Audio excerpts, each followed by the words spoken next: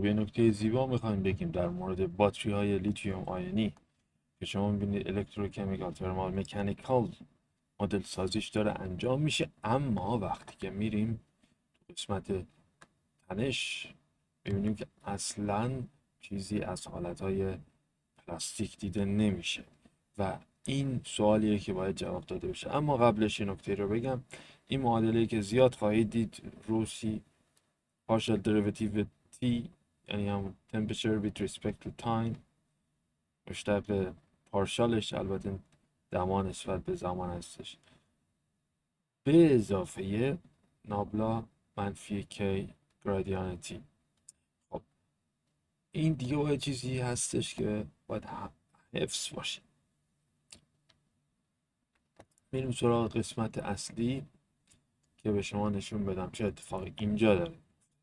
کرنش رو گفته اینجا مساوی 1 بر ای پی سیگما آر آر منهای ماینس حالا بگیم 2 نیو سیگما تیتا تیتا به اضافه یه چیزی در مربوط به کانسنتریشن و اینجور چیزا به ما ربطی نداره الکتروکمیکال و این قسمت حرارتی تو سالید مکانیکال مدلش اصلا چیزی از پلاستیک نمیاره.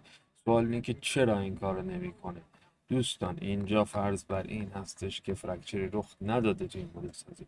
یعنی اگه باتری دارین این فقط داره شارژ میشه و دیسچارج میشه، تموم شد رفت، بنابراین به حالت فرکچر نرسیده و نباید بیارین مدل سازی های پلاستیکی رو. اما اگر رسیده باشه چیکار کنیم؟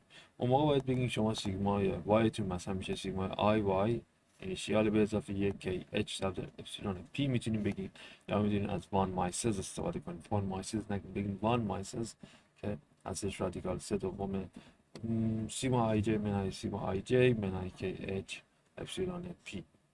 معیارهای شکست دیگه هم میتونیم بررسی کنیم. دقت کنید اگه چنین چیزی بیارین و بعد بگین که این رابطه تو حالت فقط الاستیک هستش، تو حالت پلاستیک نمیتونین از این استفاده کنین و این چیزی که به شما میده یعنی اپسیلون کی ال که همون استرین تنسور یا تنسور تنشمون هستش از روی جابجایی به دست میاد و همیشه درسته، همیشه درسته. اما این اپسیلون کی ال این اپسیلون کی ال نیستش، یادتون باشه.